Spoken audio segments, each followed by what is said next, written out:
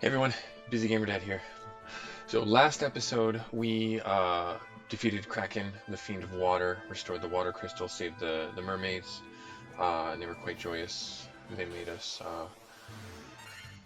plaque. It will live in memoriam down in under the water forever. Now this one's episode going to be sadly a little bit of a filler episode. You're going to be doing a lot of running around. So we have not gone to the last town yet, and that is so you have if you look on the world map in the top right hand corner, the one where we got our big level 8 spells up here. This was called the I believe it was the Eye of the Hawk, because if you look at the bird, like the whole continent as a whole, it's supposed to be reminiscent of a bird with wings, and the whole eye is this section up here. This is where the beak is, if you see where I'm flying on the map, and then this is where the neck is into the desert, and then right here is our last dungeon. But we're not headed there just yet. We actually have a little bit of more legwork to do. We actually have to land all the way out here to walk along the wing of the bird to the last town to go to. And even before we do that, we actually have to go fly and get the tablet translated so we can talk to the people in that town coming up. And we actually have to go all the way back to Melmond, which is the city of Earth over here, where we did the very first crystal. There's a gentleman in here who's a scholar who was from this city with near the eye of the, or in the eye of the a hawk, and this is the scholar. We talk to him, and he'll be able to translate the tablet for us, so then we can talk to. Oh, there he goes. Just a moment. Let me see that tablet. So he'll translate it for us so that we can actually talk to the people in the town that we're going to go to. This is like the Lacan prophecy tablet, basically, and it's their language. And he's the scholar who's left that town in the eye of the bird to travel the world, essentially. Just a moment, let me see the tablet. This is the Rosetta Stone. This makes it possible to decipher Lufenian, which is basically the language of the sky people, is essentially what it is. Of course, that's what it is. It all makes sense. Here, allow me to express my gratitude by teaching you Lufenian. And that's the language of the sky people. The sky people were chased out of the tower and the sky fortress by Tiamat 400 years ago. So that's kind of the lore of the next shrine. And there's actually a lot more lore in the game than people might realize or give credit to. And this wasn't just in this version of the game. It was always there. It's just you had to read the book. You had to know where to look and kind of put these plot elements together by talking to everybody. There, you can now speak Lufenian.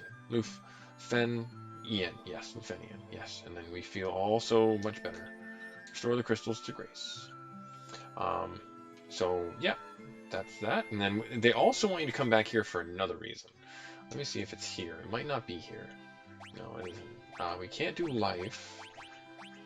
Nope, can't do that yet. That's unfortunate. I thought we could. Bummer. Let's see. Let's go in here. Still can't learn those spells. I thought we would be able to learn those spells by now. Bummer. Alright, well, off we go. Now, I'll show you guys where we're going. We're going to go fly all the way to the right here.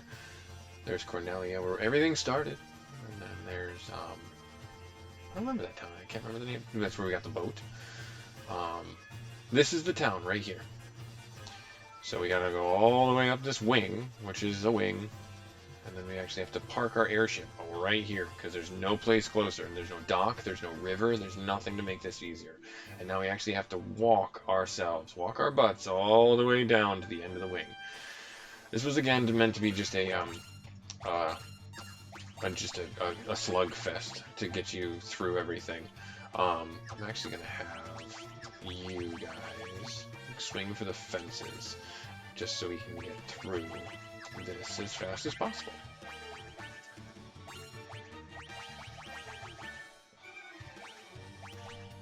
Let's see if you can. Oh, you can only do it on yourself. Fair enough.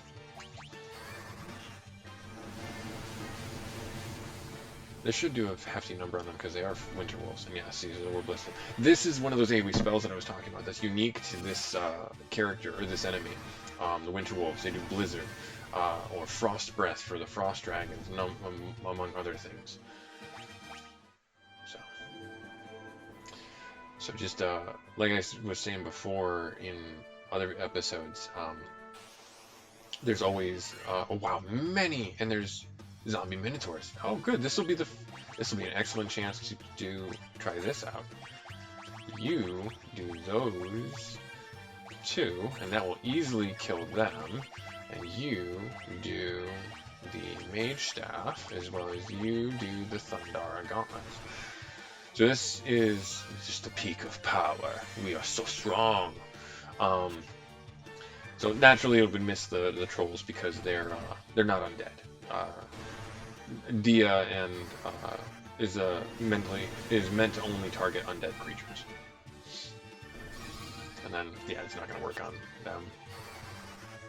But it was a good acid test because so if we have multiples of items, it's good to know that we aren't pigeonholed into only using one item on one character. So we're already here, which is great. We're going to walk into this town. The last town we got to go to. Lufenia. We are the Lufenians, the descendants of the race that once lived among the clouds, the Sky People. We use a vessel called an airship. It was built by one of our ancestors, a man named Sid. That's canon for a lot of characters in the Final Fantasy games to have the airship mechanic named Sid. So yeah, so this is basically the remnants of the Sky People. You talk to them. You couldn't talk to them before. It was all different garbled language that you didn't understand. But they talk about the tower and Bahamut and how they were chased out 400 years ago. We built a civilization of the highest order, even beyond the skies we reached. However, it was not but history now. So that's what he's talking about. Bahamut came and took hold of the Sky Fortress, which is actually what you see in the box art of the game. The castle that floats high above the clouds was once our home of our ancestors. The Mirage Tower is the gateway to that castle. So on the artwork for the original NES cartridge, you see a castle inside the crystal orb, and that's the castle they're talking about. Now you think to yourself like, hey, this is all that's in this town. There's no weapon shop, there's no armor shop, but actually way over here, hidden, is the spells, and that's what we want. So we're going to go in here.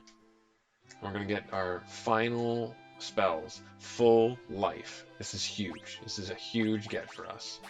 There, and then we're going to go over here. There's one spell, Flare. Big damage, big deeps. Alright, awesome. And that's all we really wanted from here. This was just to get these spells, but also to show you guys this last city. And now we are actually ready and able to go and fight the last dungeon. So we're going to get ourselves in there. According to the legend, 400 years ago, after the fall of civilization in the sky, warriors bearing light will come forth to save our people. So we're actually going to get ourselves where we need to go by airship. Oh, you're blocking the way. I want to talk to one person in particular. I believe it's this person here. Before you leave, legendary warriors take this chime with you. It will grant you access to the Mirage Tower. This was the last thing we needed, the last piece of the puzzle, the chime.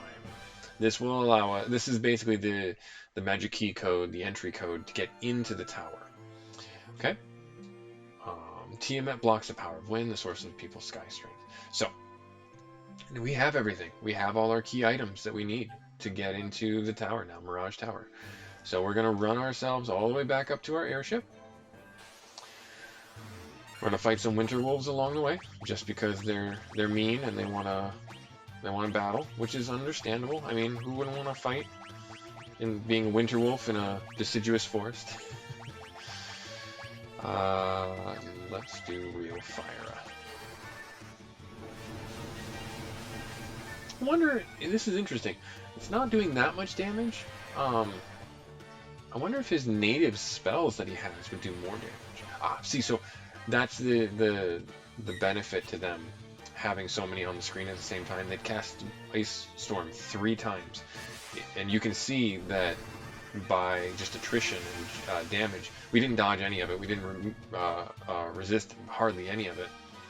we didn't dodge any of it. We resisted a lot of it, but still, it took Glitz and Andy down quite a bit in health to not danger zone, but if all 6 of them just happen to RNG do that, I can almost guarantee you that Andy would have died. Unfortunately, um, it's just the nature of these AoE spells that they're meant to whittle you down to the point where you have to be in the danger zone and you have to be careful. So what I'm going to do here is I'm actually just going to cast the healing staff just to make sure, and then I'll have Andy cast the fire staff.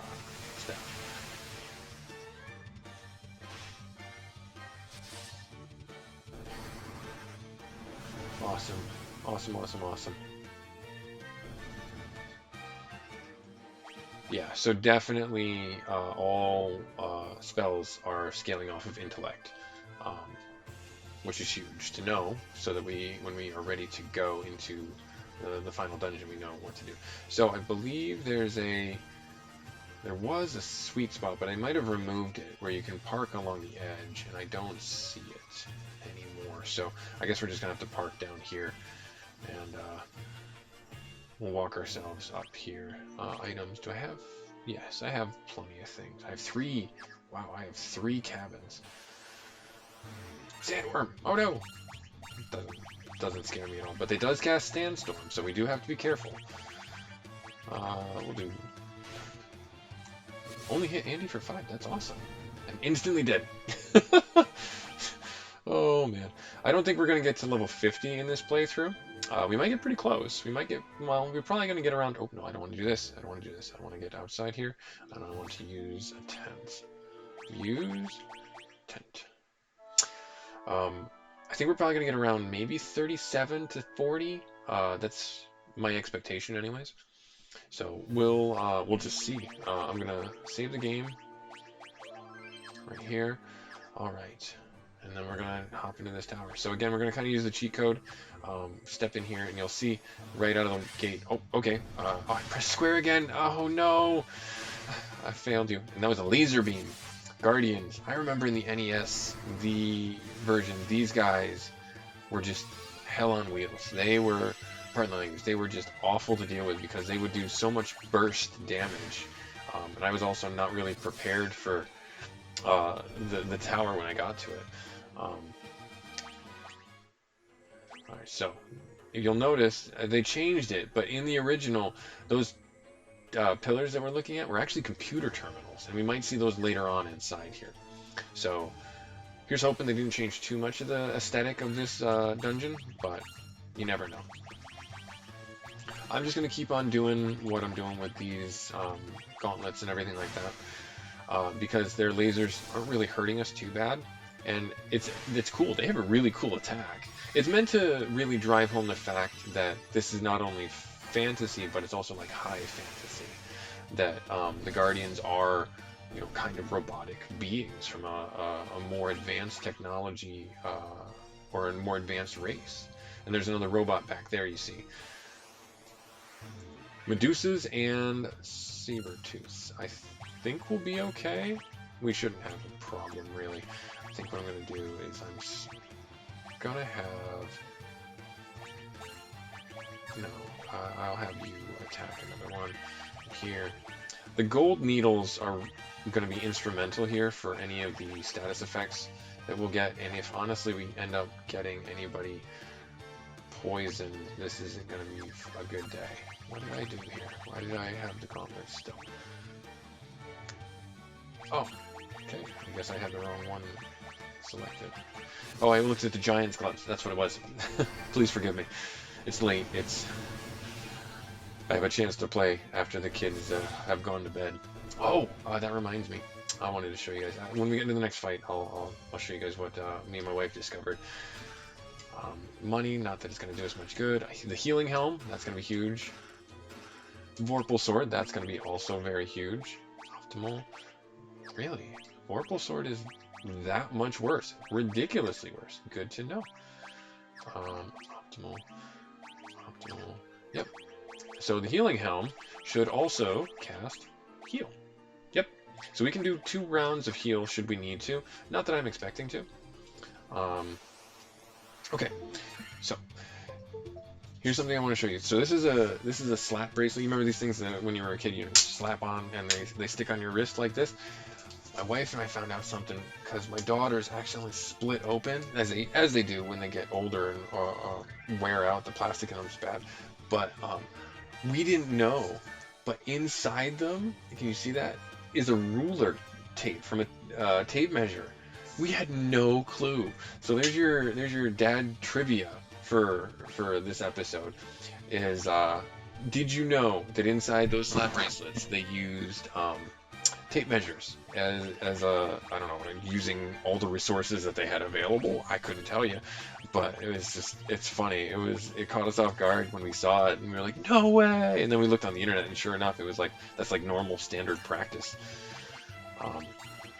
for the companies. Other people had posted that before, so just wanted to share that with you guys. Let's do Thundar.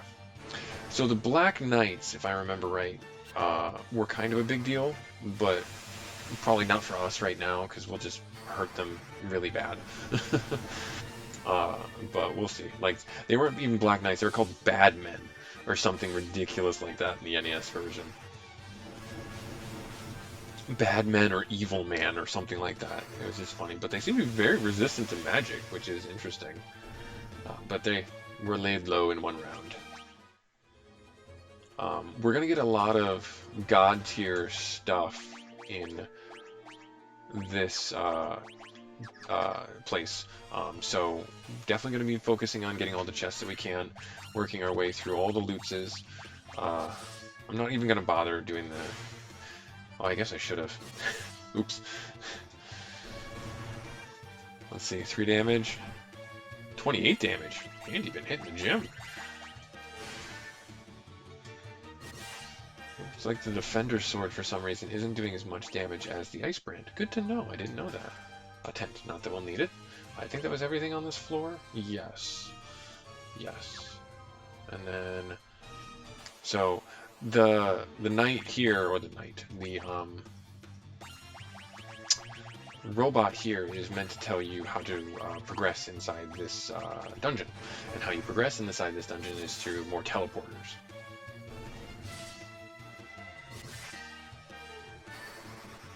So hopefully that still stands to reason.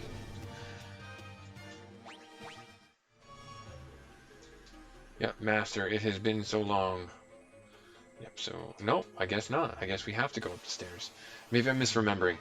Forgive me if I'm misremembering. Chimera's leaves poison, if I'm not mistaken. And they might actually even turn us to stone. Which is, again, not good, because we only have 5 needles.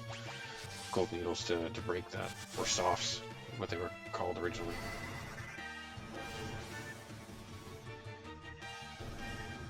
Oh, only 64 health left. Running out of here. The more I play with it, the more like I've said before, I do appreciate the quality of life improvements for including a sprint button in the game, as well as the, this map that you can press square on the overworld and do.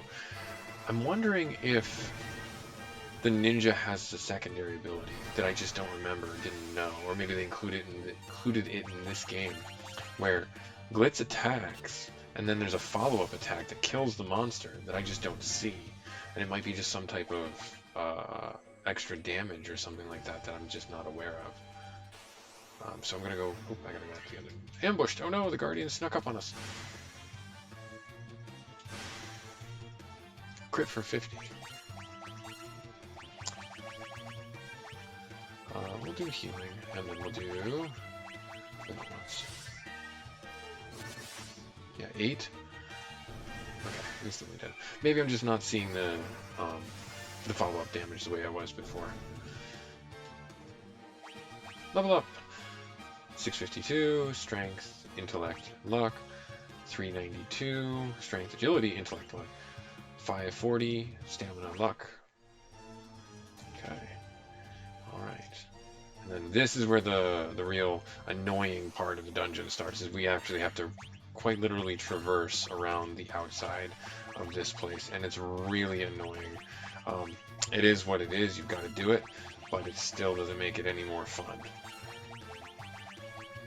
I'm gonna try and dispatch these as quick as possible because Pyrolisks do gaze, which is a one-shot if it hits. So we gotta be careful. And the King Mummy, I believe, paralyzes, or has the ability to paralyze. So we still just want to be on our guard, quote unquote. Level up for Andy. Oh, so close, another 3. Sticking with it always. That's the meme for this. Strength, agility, stamina, luck. Awesome. That was a good level up for him regardless of the 3 hit points.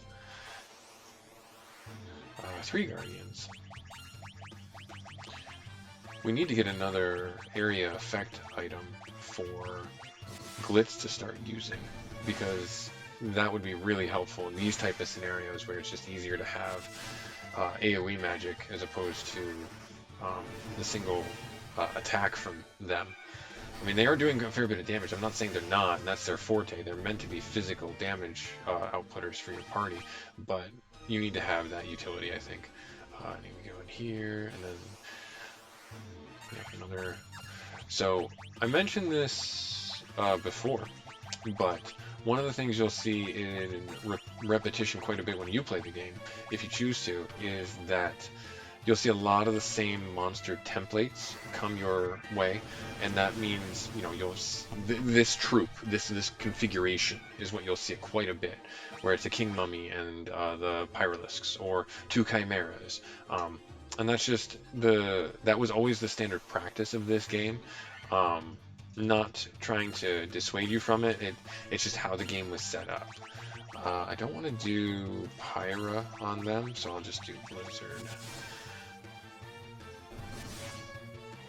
Not that we need to. I'm just destroying them.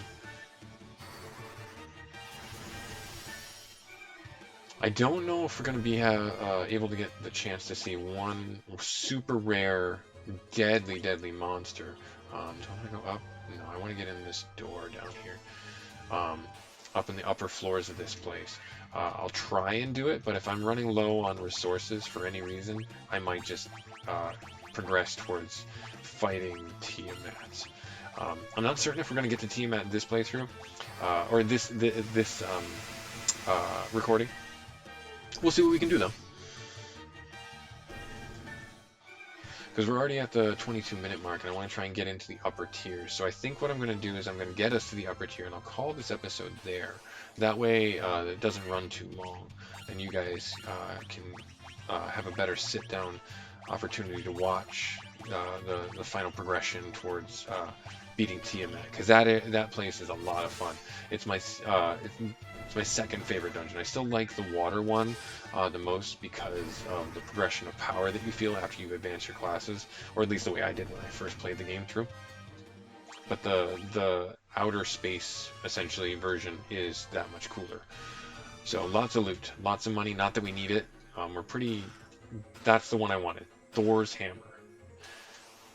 So that is what we want, because that also casts Thundar.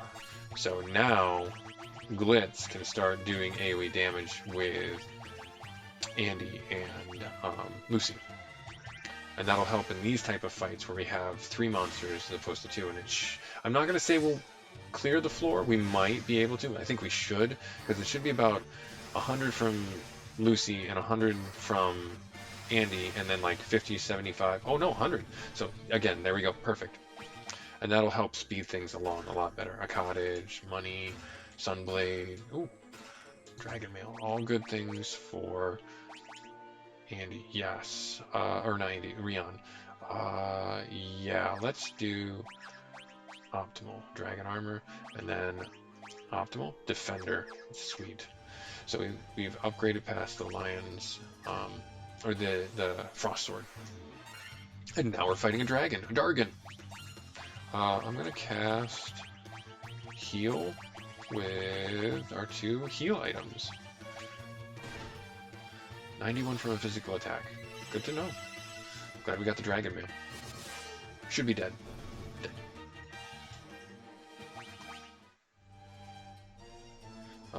We'll just go out this door. 5 guardians. Again, so now this is where having those extra items and stuff will shine. Sword against undead. I didn't. Oh, okay. Sunblade, poison made of diamonds. Interesting. I didn't realize that you could press that. I don't remember doing that last time. Okay, so sorry. Enough jibber jabbing. We got places to go. Yes, I'm gonna have you do that. I'm gonna have you cast that. And I'm gonna have you cast. We'll do the healing.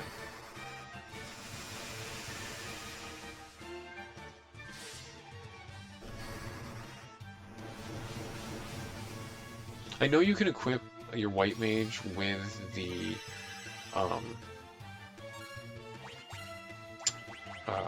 Thor's hammer, but it just kind of gets in the way with this setup, it seems, because leaving the items in the inventory like they are here, it's just easier to access them than having to do that extra button press to get to it from the menus that they have here.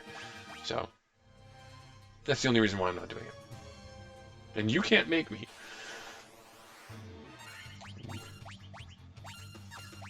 This is another perfect scenario where I'm so glad that we have a third AoE item. I don't believe they're weak against fire, though. He says as Rion smashes him with the Sun Sword.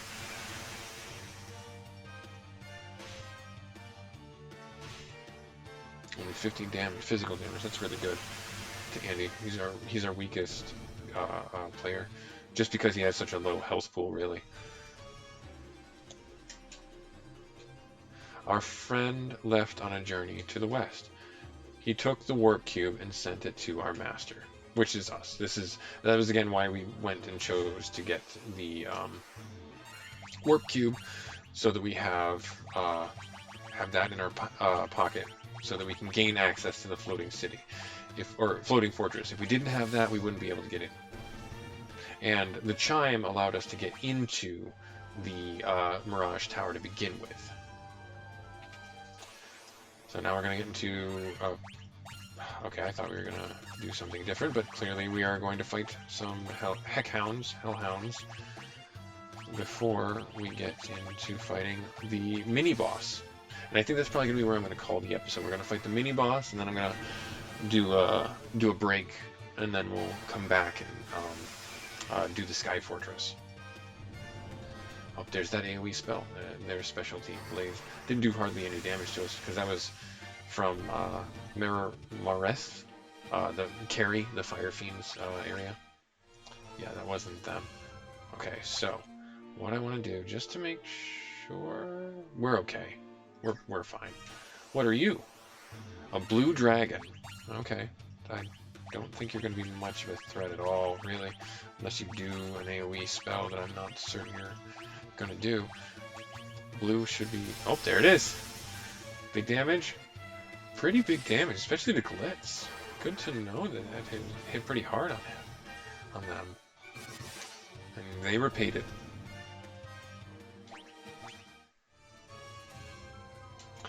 Use the warp cube to travel beyond the sky. So if we did not have the warp cube, we would not be able to get to the floating fortress. It will take you up to the floating fortress. So right here, we stand on this, we teleport to the floating fortress, and that's where I'll leave it. We're in the floating fortress, floor 1. So this is the longest dungeon, and it's meant to be the biggest challenge because it's one of the last ones you have to face. So what I'm going to do is I'm just going to do some heals while you guys are here, and do my outro. I appreciate you guys for watching this for as long as you've been watching it. If you have any comments or any thing you suggest for me, please don't hesitate to write something. Also like and subscribe if you feel so inclined. I would really appreciate it. Again, this was Busy Dad Gamer. Thanks for stopping by. See you, everybody.